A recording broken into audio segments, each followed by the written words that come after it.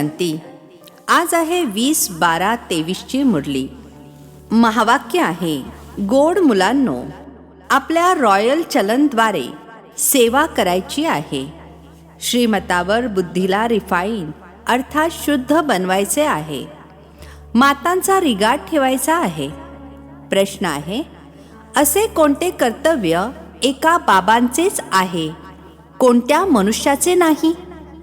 उत्तर आहे, साऱ्या विश्वामध्ये शांती स्थापन करणे हे बाबांचेच कर्तव्य आहे. भले मनुष्य कितीही कॉन्फरन्स इत्यादी करत राहतील, परंतु शांती प्रस्थापित होऊ शकत नाही. शांतीचे सागर बाबा जेव्हा मुलांकडून पवित्रतेची प्रतिज्ञा करून घेतात, तेव्हा शांती स्थापन होते. पवित्र दुनियेमध्येच शांती आहे. तुम्ही मुलांनी ही गोष्ट सर्वांना खूप युक्तीने आणि मोठ्या अभिमानाने समजावून सांगा, तेव्हा बाबांचे नाव प्रसिद्ध होईल. गीत आहे, मैं एक नन्हा सा बच्चा हूँ, ओम शांती. हे गाणे तर भक्ती मार्गामध्ये गायले जाते, कारण एका बाजूला भक्तीचा प्रभाव आहे तर दुसऱ्या बाजूला ज्ञानाचा प्रभाव आहे. भक्ती आणि ज्ञान यामध्ये रात्रंदिवसाचा फरक आहे. कोणता फरक आहे? हे तर खूप सोपे आहे. भक्ती आहे रात्र आणि ज्ञान आहे दिवस. भक्तीमध्ये आहे दुःख. जेव्हा भक्त दुःखी होतात तेव्हा भगवंताला पुकारतात, तर मग भगवंताला यावे लागते. दुःखी असणाऱ्यांचे दुःख दूर करण्यासाठी तर मग बाबांना विचारले जाते, ड्रामामध्ये काही कोणती चूक आहे का? बाबा म्हणतात, होय, खूप मोठी चूक आहे, ज्यामुळे तुम्ही मला विसरून जाता. कोण विसरायला लावते?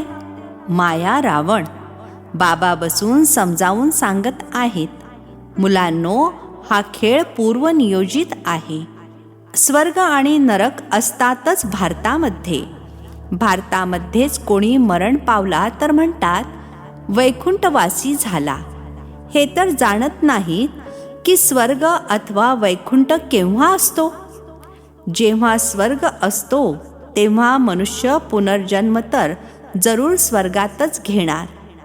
आता तर आहेच नरक, तर जरूर पुनर्जन्म देखील नरकातच घेणार, जोपर्यंत स्वर्गाची स्थापना होईल. मनुष्य या गोष्टी जाणत नाहीत.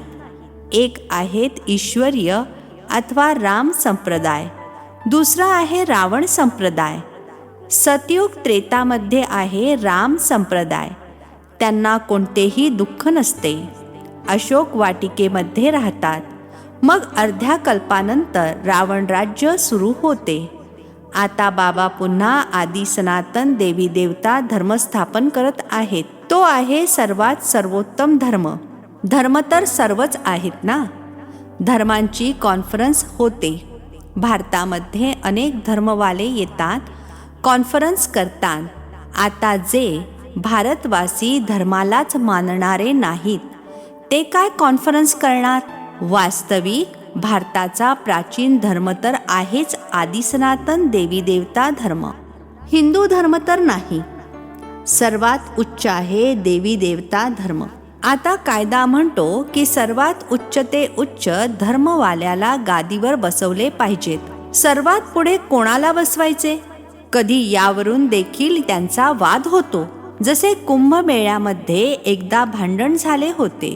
ते असे म्हणत होते, आधी आमची स्वारी जाणार, आणि हे म्हणत होते आधी आमची. भांडले होते.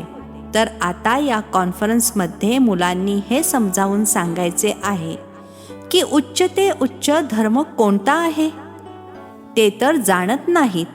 बाबा म्हणतात, आदि सनातन आहेच देवी देवता धर्म, जो आता प्रायः लोप झाला आहे आणि स्वतःला हिंदू म्हणू लागले आहेत. चीनमध्ये राहणारे आपला धर्म चीन तर म्हणणार नाहीत. ते लोक तर जे प्रसिद्ध असतात त्यांना प्रमुख म्हणून नियुक्त करतात. नियमाप्रमाणे कॉन्फरन्समध्ये तर जास्त कोणी येऊ शकत नाहीत. फक्त धर्मप्रमुखांनाच निमंत्रण दिले जाते. बऱ्याच जणांशी मग बरीच बातचीत होते. आता त्यांना सल्ला देणारा तर कोणीही नाही. तुम्ही आहात उच्च ते उच्च देवी देवता धर्मवाले. आता देवता धर्माची स्थापना करत आहात. तुम्हीच सांगू शकता भारताचा जो मुख्य धर्म आहे, जो सर्व धर्मांचा मायबाप आहे, त्याच्या प्रमुखाला या कॉन्फरन्सचा मुख्य बनवला पाहिजे. गादीवर त्यांना बसवले पाहिजे. बाकी तर सर्व आहेत त्यांच्या खालचे. तर मुख्य मुले जी आहेत त्यांची बुद्धी चालली पाहिजे. भगवान अर्जुनाला समजावून सांगतात, संजय हा आहे. अर्जुन अर्थात ब्रह्मा बाबा तर आहे रथी. त्यांच्यामध्ये रथवान आहेत बाबा. लोक तर असे समजतात, रूप बदलून श्रीकृष्णाच्या तनामध्ये येऊन ज्ञान दिले होते, परंतु असे तर नाही आहे. आता प्रजापिता देखील आहेत. त्रिमूर्तीवर खूप चांगल्या प्रकारे समजावून सांगितले जाऊ शकते.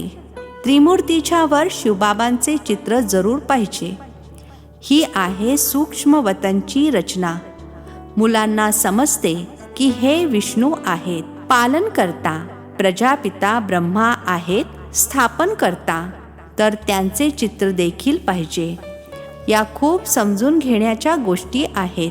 बुद्धीमध्ये राहते की प्रजापिता ब्रह्मा आहेत जरूर, तर विष्णू देखील पाहिजे. ज्यांच्याद्वारे स्थापना करतात त्यांच्याद्वारेच पालना देखील करून घेतात. स्थापना करून घेतात ब्रह्माकडून. ब्रह्मासोबत सरस्वती इत्यादी पुष्कळ मुले आहेत. खरे तर हे देखील पतितापासून पावन बनत आहेत. तर कॉन्फरन्समध्ये आदी सनातन देवी देवता धर्माची प्रमुख जगदंबा असली पाहिजे. कारण मातांचा खूप मान आहे. जगत अंबेचा मेळा खूप जबरदस्त लागतो. ती आहे जगत पित्याची मुलगी. आता आदी सनातन देवी देवता धर्माची स्थापना होत आहे. गीता एपिसोड रिपीट होत आहे. ही तीच महाभारताची लढाई समोर उभी आहे. बाबा देखील म्हणतात, मी कल्प कल्पाच्या संगम युगावर येतो. भ्रष्टाचारी दुनियेला श्रेष्ठाचारी बनवण्यासाठी जगत अंबेचे गॉडेज ऑफ नॉलेज असे गायन आहे. तिच्यासोबत ज्ञानगंगा देखील आहेत. त्यांना विचारू शकता की त्यांना हे नॉलेज कुठून मिळाले आहे. नॉलेजफुल गॉडफादर तर एकच आहेत. ते नॉलेज कसे देणार? जरूर त्यांना शरीर घ्यावे लागेल. तर ब्रह्मा मुखकमलाद्वारे ऐकवतात. या माता बसून समजावून सांगतील. कॉन्फरन्समध्ये त्यांना हे माहीत असले पाहिजे की मोठा धर्म कोणता आहे. हे तर कोणी समजतच नाही की आपण आदी सनातन देवी देवता धर्माचे आहोत. बाबा म्हणतात, हा धर्म प्रायः लोप होतो तेव्हा मग मी येऊन पुन्हा स्थापना करतो. आता देवता धर्मच नाहीये. बाकी 3 धर्मांची वृद्धी होत चालली आहे. तर जरूर देवी देवता धर्म पुन्हा स्थापन करावा लागेल. मग हे सर्व धर्म राहणारच नाहीत. बाबा येतातच आदी सनातन देवी देवता धर्माची स्थापना करण्यासाठी. तुम्ही मुलीच सांगू शकता की शांती कशी प्रस्थापित होऊ शकते. शांतीचे सागर तर आहेतच परमपिता परमात्मा. तर शांती जरूर ते स्थापन करतील. ज्ञानाचा सागर, सुखाचा सागर तेच आहेत. गातात सुद्धा, पतित पावन या, येऊन भारताला पावन रामराज्य बनवा. पीसफुल तर तेच बनवणार. हे बाबांचेच कर्तव्य आहे. तुम्ही त्यांच्या मतावर चालून श्रेष्ठ पद प्राप्त करता. बाबा म्हणतात, जे माझे बनतील, राजयोग शिकतील आणि पवित्रतेची प्रतिज्ञा करतील की बाबा आम्ही पवित्र बनून 21 जन्मांचा वारसा घेणार, तेच मालक बनतील. पतितापासून पावन बनतील. सर्वश्रेष्ठ पावन आहेत लक्ष्मी नारायण. पुन्हा आता पावन दुनियेची स्थापना होत आहे. तुम्ही शांततेसाठी कॉन्फरन्स करत आहात. परंतु मनुष्य थोडेच शांती स्थापन करू शकणार. ते तर शांतीचे सागर बाबांचेच काम आहे. कॉन्फरन्समध्ये मोठ्या व्यक्ती येतात, खूप मेंबर्स बनतात, तर त्यांना सल्ला देखील द्यावा लागेल. फादर शोज सन, शिवबाबांची नातवंडे ब्रह्माची मुले आहेत. गॉडेज ऑफ नॉलेज, त्यांना गॉडने नॉलेज दिले आहे. मनुष्य तर शास्त्रांचे नॉलेज शिकतात. जर तुम्ही इतक्या उत्स्फूर्तपणे सांगाल तर खूप मजा येईल. युक्ती जरूर करावी लागते. एका बाजूला त्यांची कॉन्फरन्स असेल आणि दुसऱ्या बाजूला मग तुमची देखील उत्स्फूर्तपणे कॉन्फरन्स असेल. चित्रे देखील क्लिअर अर्थात अतिशय स्पष्ट आहेत, ज्यामुळे लगेच समजतील. त्यांचे कार्य वेगळे आहे, त्यांचे वेगळे आहे. सर्व एकसारखेच असतील असे थोडेच आहे. नाही, सर्व धर्मांचा पार्ट वेगळा वेगळा आहे. शांतीसाठी सर्वजण एकत्र येऊन कार्य करतात. म्हणतात धर्मामध्ये ताकद आहे, परंतु सर्वात ताकदवान कोण? तेच येऊन पहिल्या नंबरच्या देवी देवता धर्माची स्थापना करतात. हे फक्त तुम्ही मुलेच जाणता. दिवसेंदिवस तुम्हा मुलांना पॉइंट्स मिळत राहतात. समजावून सांगण्याची शक्ती देखील आहे. योगीची शक्ती चांगली असेल. बाबा म्हणतात, ज्ञानी तू आत्माच मला प्रिय आहेत. असे नाही की योगी प्रिय नाहीत. जे ज्ञानी असतील ते योगी देखील जरूर असतील. योग परमपिता परमात्म्यासोबत ठेवतात. योग असल्याशिवाय धारणा होणार नाही. ज्यांचा योग नाही तर धारणा देखील नाही, कारण देह अभिमान खूप आहे. बाबा तर समजावून सांगत आहेत, आसुरी बुद्धीला दैवी बुद्धी बनवायचे आहे. पत्थर बुद्धीला पारस बुद्धी बनविणारे ईश्वर बाबा आहेत. रावण येऊन पत्थर बुद्धी बनवितो. त्याचे नावच आहे आसुरी संप्रदाय. देवतांसमोर जाऊन म्हणतात, हमारे में कोई गुण नाही, हम कामी कपटी है. तुम्ही माता अतिशय चांगल्या प्रकारे समजावून सांगू शकता.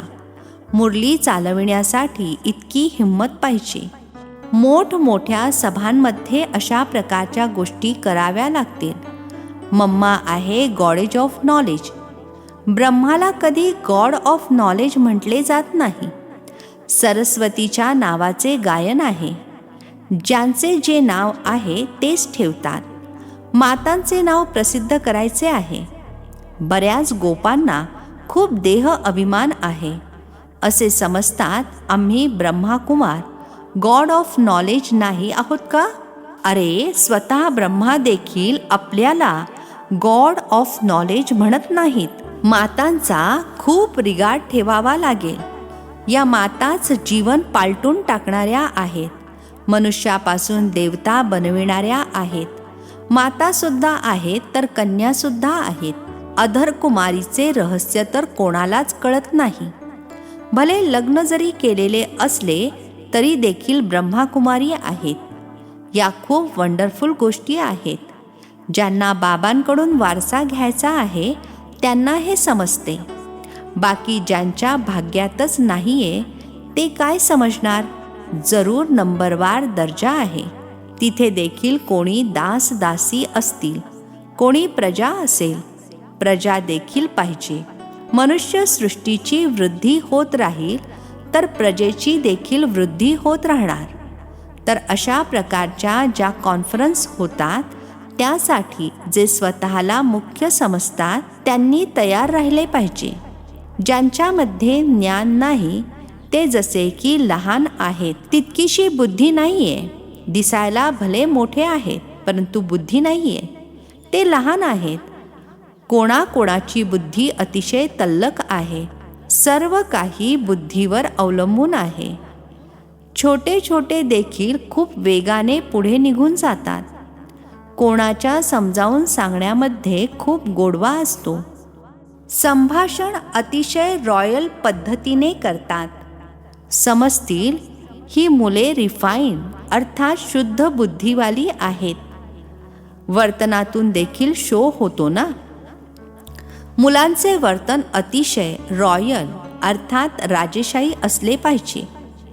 कोणतेही अराजक काम करता कामा नये. नाव बदनाम करणारे उच्च पद मिळवू शकत नाहीत. शिवबाबांचे नाव बदनाम करतात तर बाबांना देखील समजावून सांगण्याचा अधिकार आहे. अच्छा, गोड गोड खूप खूप वर्षांनंतर भेटलेल्या मुलांप्रती मात पिता बापदादांची प्रेमपूर्वक आठवण आणि सुप्रभात. आत्मिक पित्याचा आत्मिक मुलांना नमस्ते.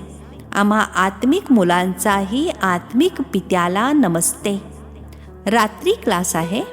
आता तुम्हा मुलांना समजत आहे की आपण जीवात्मे परमपिता परमात्म्याच्या सन्मुख बसलो आहोत. यालाच मंगल मिलन म्हटले जाते. गायले जाते ना, मंगलम भगवान विष्णू. आता मंगल आहे मिलन होण्याचे. भगवान वारसा देतात विष्णू कुळाचा, म्हणून त्याला मंगलम भगवान विष्णू असे म्हटले जाते. जीव आत्म्यांना जेव्हा बाबा भेटतात ते मिलन अतिशय सुंदर आहे. तुम्ही देखील समजता, ईश्वराकडून आपला वारसा घेण्यासाठी आता आपण ईश्वराची संतान बनलो आहोत. मुले जाणतात ईश्वराच्या वारशानंतर दैवी वारसा मिळतो, अर्थात स्वर्गामध्ये पुनर्जन्म मिळतो. तर तुम्हा मुलांना खुशीचा पारा चढलेला राहिला पाहिजे. तुमच्यासारखा नशीबवान आणि सौभाग्यशाली तर कोणीच नाही.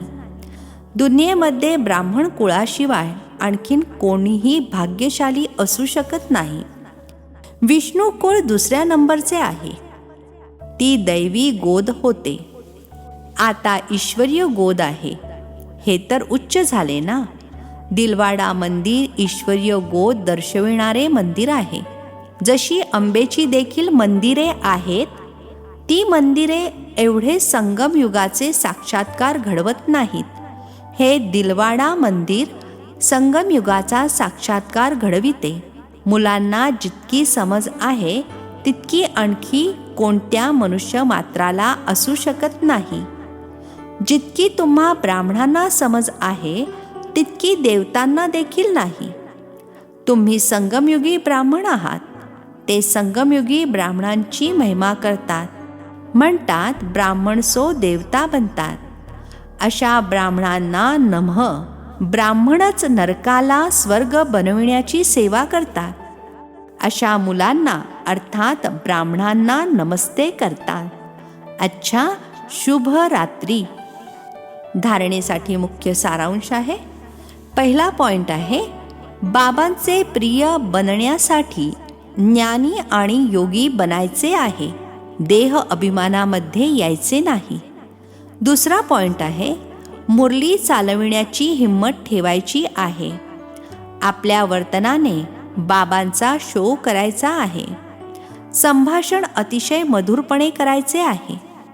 आजचे वरदान आहे, कर्मभोगाला कर्मयोगामध्ये परिवर्तन करून सेवेच्या निमित्त बनणारे भाग्यवान भव. कर्मभोगाला कर्मयोगामध्ये परिवर्तन करून सेवेच्या निमित्त बनणारे भाग्यवान भव. स्पष्टीकरण आहे, तनाचा हिशोब कधीही प्राप्ती वा पुरुषार्थाच्या मार्गामध्ये विघ्न बनल्याचा अनुभव होऊ नये. तन कधीही सेवेपासून वंचित होऊ द्यायचे नाही. भाग्यवान आत्मे कर्मभोगाच्या वेळी देखील कोणत्या न कोणत्या प्रकारे सेवेच्या निमित्त बनतात. कर्मभोग भले छोटा असो नाहीतर मोठा, त्याच्या कहाणीचा विस्तार करू नका. त्याचे वर्णन करणे अर्थात वेळ आणि शक्ती गमावणे. योगी जीवन अर्थात कर्मभोगाला कर्मयोगामध्ये परिवर्तन करणे हीच आहे भाग्यवानाची निशाणी. स्लोगन आहे, दृष्टीमध्ये दया आणि शुभभावना असेल तर अभिमान आणि अपमानाची दृष्टी समाप्त होईल.